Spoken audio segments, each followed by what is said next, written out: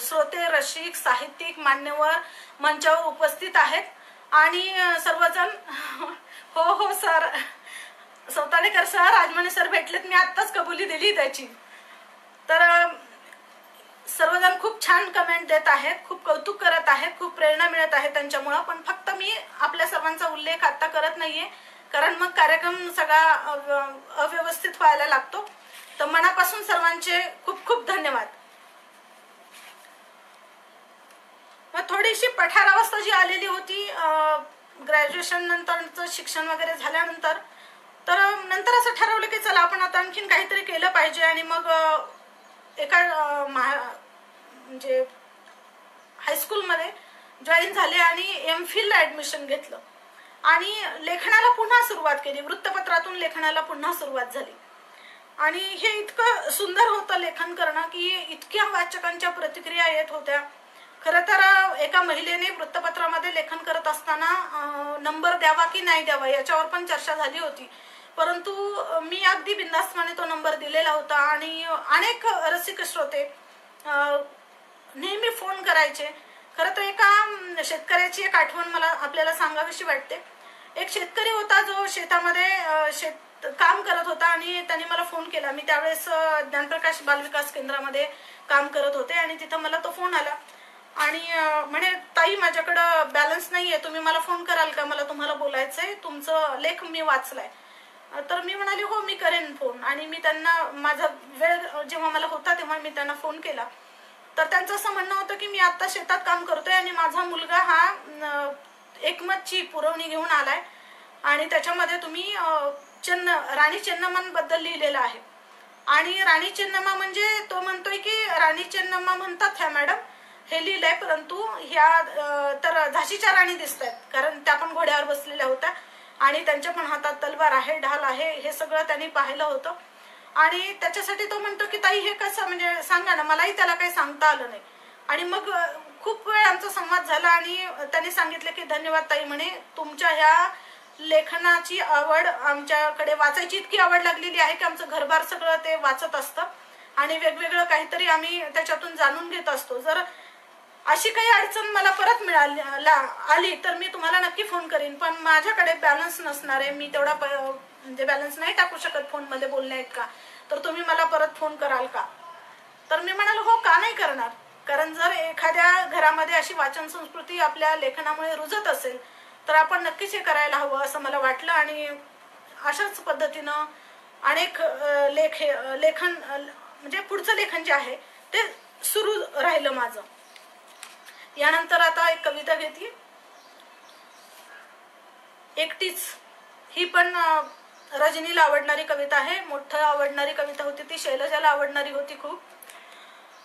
मी खडकावर रुजणार बी, मी खडकावर रुजणार बी, ज्याला नाही घातलं जात मुद्दाम पोषक खत पाणी. मी खडकावर रुजणार बी, ज्याला नाही घातलं जात मुद्दाम पोषक खत पाणी. ती मात्र काळ्याशार जमिनीत तज्ञांच्या सल्ल्याने प्रमाणात घातलेल्या पोषक खत पाण्यात वाढलेली. ती मात्र काळ्याशार जमिनीत तज्ञांच्या सल्ल्याने प्रमाणात घातलेल्या पोषक खत पाण्यात वाढलेली. दोघींचा प्रवास होतो सुरू घडण्या बिघडण्याचा, दोघींचा प्रवास होतो सुरू घडण्या बिघडण्याचा, अधूनमधून धडपडण्याचा. तिला सावरायला अनेक हात पुढे येतात, तिला सावरायला अनेक हात पुढे येतात. मी मात्र लढत राहते स्वबळावर एकटीच, मी मात्र लढत राहते स्वबळावर एकटीच. धन्यवाद. तर अशा पद्धतीने हा साहित्य प्रवास सुरूच होता.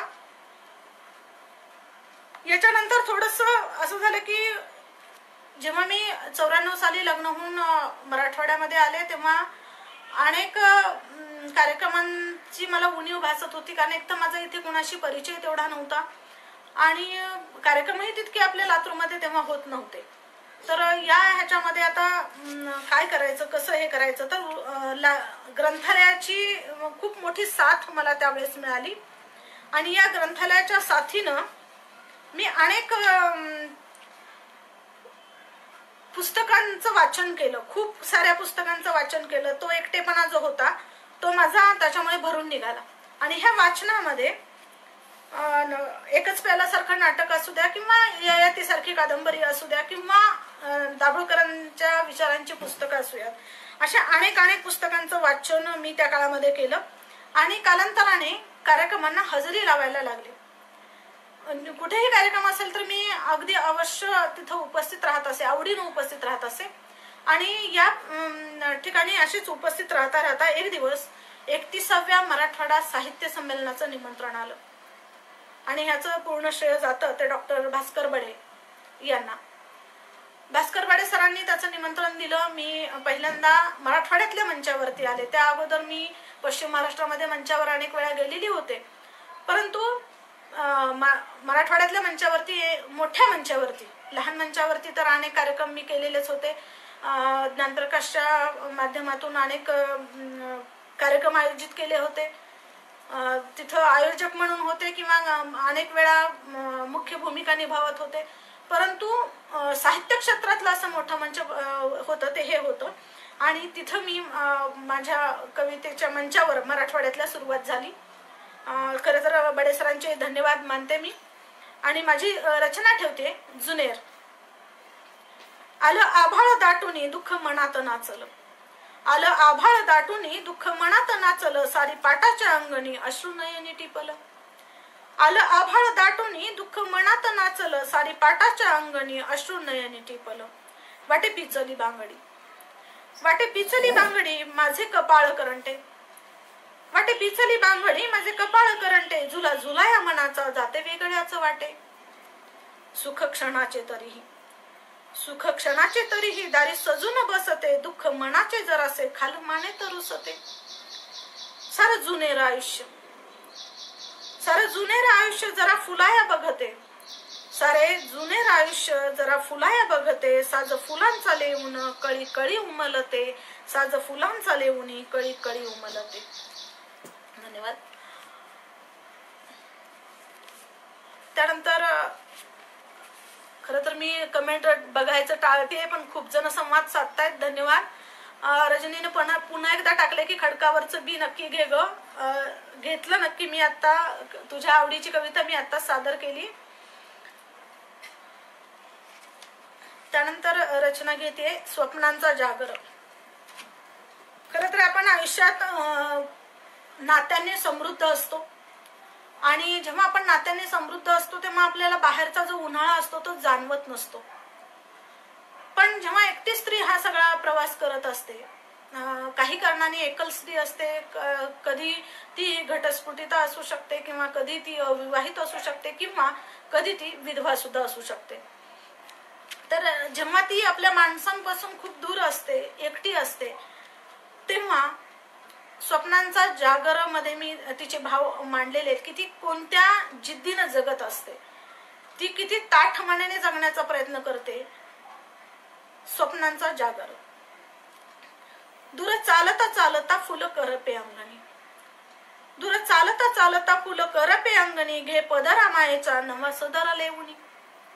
दूर चालता चालता फुलं करपे अंगणी, घे पदरा मायेच्या नवा सदरा लेऊनी. जिन हालाकीच ती ताट मानेनं जगते, जिन हालाकीच ती ताट मानेनं जगते, कष्ट वारे मापती रोज झोकात झेलते. नियतीच्या डावाला, नियतीच्या डावाला रोज झेलत भांडते, करताना दोन हात मन सुखाने डोलते. नियतीच्या डावाला रोज झेलत भांडते, करताना दोन हात मन सुखाने डोलते. मनी घाली धुमाकुळ, मनी घाली धुमाकुळ, घर धण्याचा आठव, क्षणोक्षणी रेंगाळतो सुख स्वप्नांचा जागर, क्षणोक्षणी रेंगाळतो सुख स्वप्नांचा जागर. धन्यवाद. आपल्या प्रतिक्रियेबद्दल खूप खूप धन्यवाद. यानंतर प्रवास जो होता तो एमफिलचा. एमफिल मध्ये घर, नोकरी आणि दोन छोट्या मुली या सगळ्या जबाबदाऱ्या पेलत असताना मी एमफिल केलं आणि एमफिलला 1 ग्रेड A+ मिळालं. याच्यासारखा मला दुसरा आनंद नव्हता. या एमफिल करत असतानाच काहीच दिवसामध्ये असं वाटलं की आपण आता, कारण 8-9ला मी एमफिल केलं आणि 10च्या दरम्यान 2010च्या दरम्यान आम्ही तिघी बहिणींनी मिळून बिलवदल हा कविता संग्रह काढला. कविता संग्रह काढायचा असं एक खूप मनात होतं. हो अनिता, मी घेतेय, हिंदी रचना पण घेतेय शेवटी सगळ्याच्या. तर असं एक मनात आलं की आपण तिघीही पण लिहितोय. मोठ्या बहीण उमा कोल्हे अलिबाग आणि छोटी बहीण जी आतापर्यंत सोलापूरला होती पण आता पंढरपूरला आहे, आशा पाटील. तिघी पण आपण लिहितोय, तर आई वडिलांना समर्पित आपण आपलं काव्य करूयात. आणि पहिलं पुस्तक काढलेलं आम्ही तिघी बहिणींनी मिळून काढलं आणि ते आई बाबांना समर्पित केलं. याच्याबद्दलची एक चांगली आठवण म्हणजे अंकुर साहित्य संमेलन अकोल्याला जे होतं, अकोटला, तिथे जे अंकुर साहित्य संमेलनाचे त्या ग्रुपचे प्रमुख होते, आता ते नाही आहेत, हेमंत शेकोकार सर. तर त्यांनी ही संकल्पना एवढी उचलून धरली की त्यांना इतकं छान वाटलं की एका घरातल्या 3 बहिणी लिहिणाऱ्या आणि या तिघींचा मिळून एक कविता संग्रह असणं, ही त्यांना खूप वेगळी संकल्पना वाटली आणि त्यांनी त्याचं कौतुक केलं आणि त्या पुस्तकाला अंकुर साहित्य संमेलनामध्ये पुरस्कार देऊन गौरव केला. ही एक खूप सुंदर आठवण आहे त्याची. आणि त्याच पुस्तकाच्या बाबतीतला दुसरा एक किस्सा असा आहे की त्या पुस्तकाचं जेवढंही मानधन आम्हाला मिळालं ते आम्ही मातोश्री वृद्धाश्रम येथे देण्याचं ठरवलं आणि आम्ही ते अगोदरच ठरवलं होतं आणि तिथेही आम्ही तो संग्रह दिलेला आहे. म्हणजे संग्रह पण दिला आणि त्याचं मानधन पण तिथं भेट म्हणून त्यांना दिलं.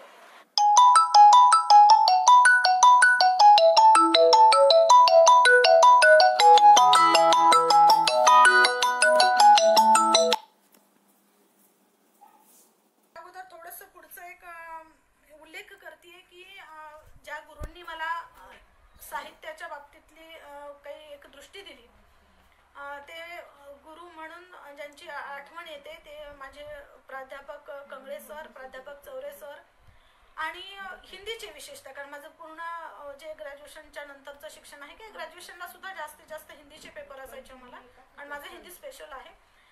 आणि आता जेव्हा मी MPhil केलं तेव्हा माझे गाईड होते नागनाथजी कुंटे सर.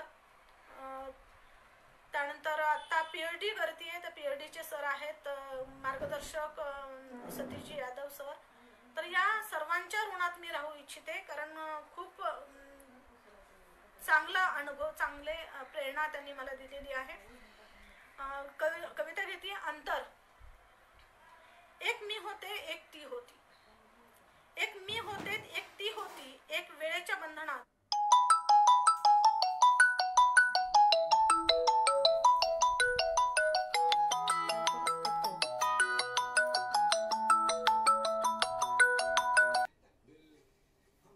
किरणांतून सळसळणाऱ्या झावळ्या.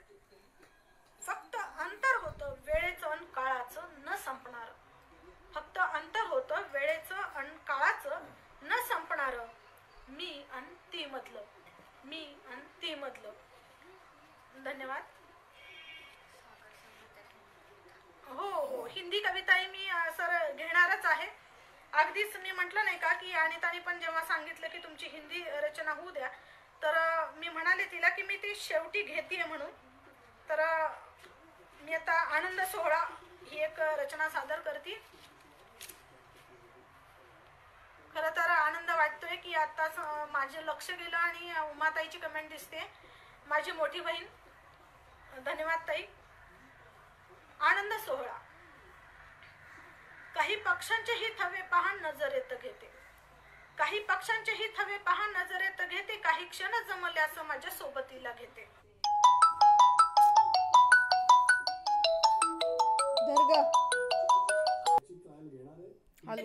डोक्यावरी सखे त्याला कधीत मी घेते. असा आनंद सोहळा, असा आनंद सोहळा सुखे आता मोहरते. माझी भरून ओंजळ चंद्र चांदण्यांनी घेते. कधी सांगू या जगाला कशी गुंतागुंत होते. कधी सांगू या जगाला कशी गुंतागुंत होते. सांज ढळतही जाते मन उथुंबून येते. सांज ढळतही जाते मन उथुंबून जाते. धन्यवाद. यानंतर मला वाटते एक शेवटची मराठी रचना रणरागिणी घेते आणि त्यानंतर हिंदी रचना घेऊन मी समारोप करते.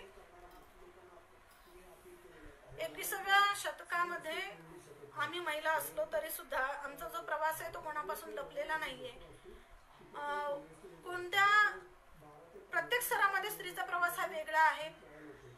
निम्न स्तर असेल, मध्य स्तर असेल किंवा उच्च स्तर असेल, प्रत्येक ठिकाणी तिची होणारी फरफट प्रत्येकाला माहिती आहे, किंवा प्रत्येक ठिकाणी तिचं होणारं कौतुक हे पण प्रत्येकाला माहिती आहे.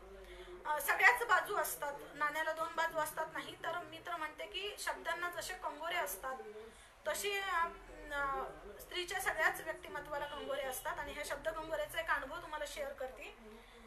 परवाच मला एक महिनाभरापूर्वी एक फोन आला आणि दुपारची वेळ होती आणि त्या फोनवरती जवळपास 82 वर्षाचे सद्गृहस्थ मला बोलत होते. त्यांनी मला विचारलं की तुम्ही नयन राजमाणे का? तर मी म्हणाले हो. तर मला तुम्हाला बोलायचंय. तर म्हटलं बोला. तर मी आता तुमचं पुस्तक वाचलं आणि अशा प्रकारचं लेखन तुम्ही इतकं सुंदर लिहिलेलं आहे आणि असं मी कधी वाचलं नव्हतं आणि अशा प्रकारचं लेखन सहसा कोणी करत नाही, तुम्ही असंच करत राहा. त्यांनी खूप खूप कौतुक केलं. आता ते शब्द माझ्याकडे खरं तर मी प्रत्येक शक्य होईल तेव्हा मी रेकॉर्ड करून ठेवलेले प्रत्येकाचं हे असं, आणि याचं माझ्याकडे रेकॉर्ड आहे. तर त्यांनी मला असं म्हणाले की तुम्ही मग कुठे काय किंवा असं सगळं आमची चर्चा झाली आणि मी त्यांना विचारलं की तुम्ही कुठे असता? तर ते म्हणाले मी बडोद्याला असतो. बडोद्याच्या वाचनालयाच्या वरतीच मी तिथं म्हणजे माझ्या घराच्या वरती वाचनालय चालतं आणि तू जेव्हाही बडोद्याला येशील तेव्हा नक्की माझी भेट घे. मला हे खूप आवडलेलं आहे आणि माझी पुस्तकं मी तुला पाठवून देण्याचा प्रयत्न करतो. पण एक त्यांनी हे पण सांगितलं की ताई मी आता तुला बोलतोय ना ग, पण मला आठवण नाही राहत. मी आत्ता वाचलं आणि खूप मला छान वाटलं आणि म्हणून मी लगेचच तुला फोन लावला. तर नंतर मला तू आठवणीनं फोन कर. तर मी म्हणाले हो, मी नक्की फोन करेल आपल्याला. आणि त्याने ही पण गोष्ट सांगितली की ते बडोद्याच्या राजघराण्याचे जे कवी होते, राजघराण्याचे कवी हे खूप मानाचं पद आहे, त्या कवींचे ते नातू आहेत. तर अशा ह्या व्यक्तिमत्वाचं मला फोन येणं, असे खूप खूप अनुभव गाठीशी आहेत. पण आता ते सर्वच इथं नोंद करणं शक्य नाही, परंतु अगदीच हा ताजा अनुभव होता परवाचा, म्हणून मी आपल्याशी शेअर केला. तर त्यामुळेच असं मला वाटतं आणि म्हणून मी सासर, माहेर आणि समाज या तिन्हीच्या पण ऋणात राहते. कारण माहेरी पण तसंच वातावरण होतं, सासरी पण खूप चांगला प्रतिसाद मिळाला आणि समाजाने सुद्धा खूप साथ दिली, खूप कौतुक केलं, प्रेरणेची थाप दिली आणि त्याच्यामुळेच हे सगळं घडू शकतंय. याचा मला अगदी मनोमन आनंद आहे आणि मी त्यांच्या ऋणात आहे. कविता ठेवती रणरागिणी. तू 21व्या शतकाकडे वाटचाल कर, सहकार्याने सामंजस्याने भेद सीमा नष्ट कर. तू 21व्या शतकाकडे वाटचाल कर, सहकार्याने सामंजस्याने भेद सीमा नष्ट कर. हसत हसत नवी आव्हाने स्वीकार, हसत हसत नवीन आव्हाने स्वीकार. लिलया भेद समाजकंटकांचा नकार, लिलया भेद समाजकंटकांचा नकार. लाचखोरी भ्रष्टाचार दिवाळखोरी गाडून टाक, लाचखोरी भ्रष्टाचार दिवाळखोरी गाडून टाक. येणाऱ्या शतकातील स्वपराक्रमाने झाकून टाक, येणाऱ्या शतकाला स्वपराक्रमाने झाकून टाक. उन्हा पडेल हिमालयही तुझ्या जिद्दी पुढे, उन्हा पडेल हिमालयही तुझ्या जिद्दी पुढे. रणरागणी तू वीरांगणाचा वारसा तुझ्याकडे, उन्हा पडेल हिमालयही तुझ्या जिद्दी पुढे. रणरागिणी तू वीरांगणांचा वारसा तुझ्याकडे. ना आकाशाची सीमा ना रूढींचे पाश, ना आकाशाची सीमा ना रूढींचे पाश. होशील ना तू भारतभूचा श्वास, होशील ना तू भारतभूचा उज्ज्वल श्वास. धन्यवाद. वा, माझी लेख पण कट्ट्यावर आलेली आहे. आकांक्षा घेवारी राजमाणे. चला, म्हणजे घरात असणारी लेख जेव्हा सासरी जाते आणि त्या सासरहून आपल्याला पाहते म्हणतानाचा आनंद हा वेगळा असतो. घरातली लेख तर आहेच सोबत सातत्याने. खरं तर ह्या सुट्ट्यांच्या ह्याच्यामध्ये काळामध्ये माझी छोटी मुलगी अपूर्वा ही माझी आई झाली. कारण PhDचा अभ्यास करण्यासाठी ती मला दटावत असते. मी जेव्हा साहित्याच्या अनेक उपक्रमांमध्ये रमते तेव्हा ती मला आठवण करून देते की तुला अभ्यास करायचा आहे. खरं तर ह्या दोघींच्या ऋणातच आहे मी पण. हिंदी रचना घेते. आणि समारोपाकडे वळतील. समारोप करायच्या अगोदरच सगळ्यांचे धन्यवाद मानते. खूप खूप सुंदर सुंदर असं आपण मला प्रेरणा दिलेली आहे, प्रतिसाद दिलेला आहे आणि एवढा वेळ देऊन माझ्या रचना ऐकल्यात, माझा काव्यप्रवास आपण जाणून घेतला, त्यासाठी मनापासून सर्वांचे धन्यवाद मानते. आणि हिंदी रचना, शेवटची हिंदी रचना सादर करते. लेखा जोखा. मौन में रहकर हसमुख जी रही थी, मौन में रहकर हसमुख जी रही थी, वेदना व्यथा आहे भर रही थी. मौन में रहकर हसमुख जी रही थी, वेदना व्यथा आहे भर रही थी. आंसुओं के प्याले अंदर ही अंदर पी रही थी, आंसुओं के प्याले अंदर ही अंदर पी रही थी. किसे सुनाती दुख दर्द के अफसाने, किसे सुनाती दुख दर्द के अफसाने. अपने पराये सभी फेरे निगाहे, अपने पराये सभी फेरे निगाहे. अगर सुनाता भी कोई तो, अगर सुनता भी कोई तो, मजाक उड़ाता जख्म पर नमक छिड़काता.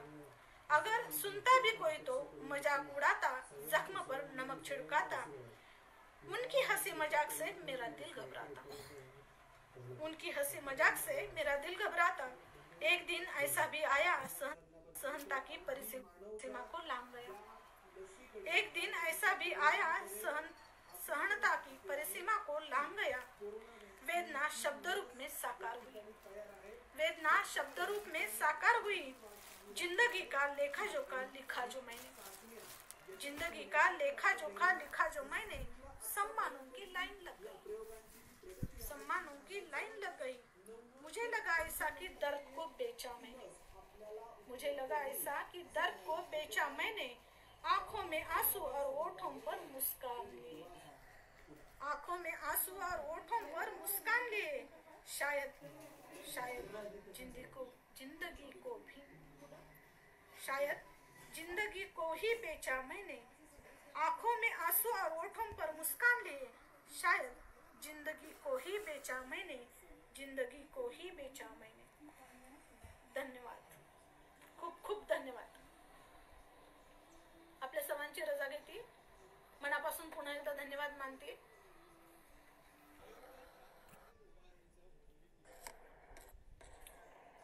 धन्यवाद मॅडम. खरं तर ज्यांच्यासोबत अनेक वर्ष आपण राहिलो आहोत, साहित्य परिषद असेल, रत्नपुरी रसिक मंच असेल, हिंदी साहित्य परिषद असेल, या विविध मंचां मी स्वतः काम करतो. मी मातीतील मोती या पुस्तकामध्ये म्हणजे माझ्या 44 मोतींपैकी एक मोती राहिलेल्या अशा नयनजी राजमाने यांच्या विषयी काय काय बोलावं, कारण त्यांचं खूप सारं मटेरियल माझ्याकडे, त्यांचा प्रदीर्घ परिचय मगाशीही माझ्याकडे होता, परंतु परिचयाला काहीतरी मर्यादा असते, त्यामुळं अल्पसा परिचय देऊन मी या ठिकाणी थांबलो होतो. परंतु कार्यक्रमाच्या नियमाचा एक भाग म्हणून त्यांचं आभार मानणं मी औचित्यपूर्ण समजतो. यांनी आपलं माहेर पंढरपूरच्या विठुरायाच्या अभंगापासून आजची काव्ययात्रा सुरू केली. त्यानंतर स्वामी तिन्ही जगाचा आई विना भिकारी असं ज्या आईविषयी बोललं जातं, अशा आईच्या विषयी कविता म्हणताना त्या थोड्याशा भावूक झाल्या, गहिवरल्या. त्यानंतर पीक ही कविता त्यांनी सादर केली. तसेच असं अजून कुणी भेटलं नाही ही थोडीशी रोमॅन्टिक कविता ही त्यांनी सादर केली. मी आदरणीय महेशजी राजमाने साहेब यांना विनंती करतो की मॅडमला एकदा आपण व्यवस्थित भेटून घ्यावं, म्हणजे त्यांची ही खंत अपूर्ण राहणार नाही. हा विनोदाचा भाग जरी सोडला तरी एकाहून एक सरस अशा अनेक कविता मॅडमनी या ठिकाणी सादर केल्या. जुनेर असेल, स्वप्नांचा जागर असेल इत्यादी कविता यांनी सादर केल्या. मधोमध एका स्त्रीला शिक्षण घेत असताना किंवा साहित्याचा प्रवास करत असताना, सांस्कृतिक क्षेत्रात वावरत असताना येणाऱ्या ज्या अडीअडचणी असतात त्याचा जीवन प्रवासही अत्यंत उत्तम अशा शब्दांमध्ये त्यांनी या ठिकाणी मांडला. त्याचबरोबर झिम्माड पाऊस या कवितेला रसिक श्रोत्यांनी मोठ्या प्रमाणात दाद दिल्याचं या ठिकाणी दिसून आलं. नारी प्रबोधन मंच असेल, बहिणाबाई वाचक मंच असेल किंवा लेखिका साहित्य संमेलन असेल, या विविध स्त्री विषयक चळवळींच्या माध्यमातून काम करणाऱ्या एक कविता या ठिकाणी सादर केली. शेवटी गोळाबेरीज, घालमेल या कविताही उत्तमरित्या सादर केल्या आणि रसिक श्रोत्यांच्या आग्रहास्तव जो विषय त्या शिकवतात, ज्या विषयाच्या त्या विद्यार्थिनी आहेत, अशा हिंदी विषयाच्या कवितेने आजच्या काव्यपुष्पाची सांगता त्यांनी केली. खरं तर एक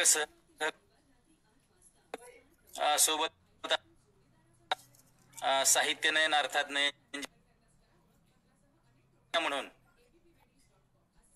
साहित्य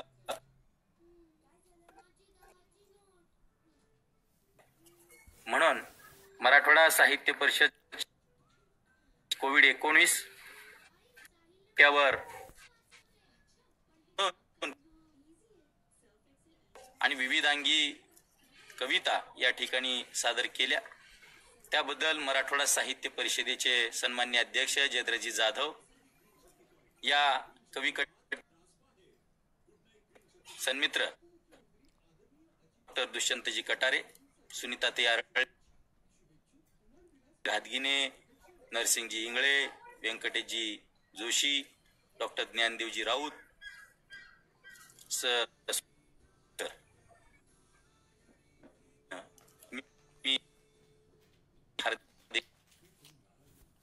त्यांच्या भावीसाठी देतो.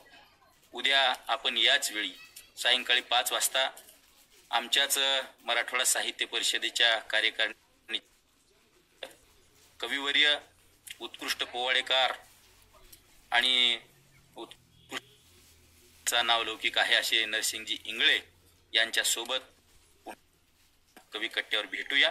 तत्पूर्वी सर्व रसिक श्रोत्यांचं विशेषतः मला ते नमूद करायचं होतं की दररोजच्या पेक्षा आजची रसिक श्रोत्यांची कोविड कट्ट्यावरची गर्दी ही वाखाणण्याजोगी होती सागर सर.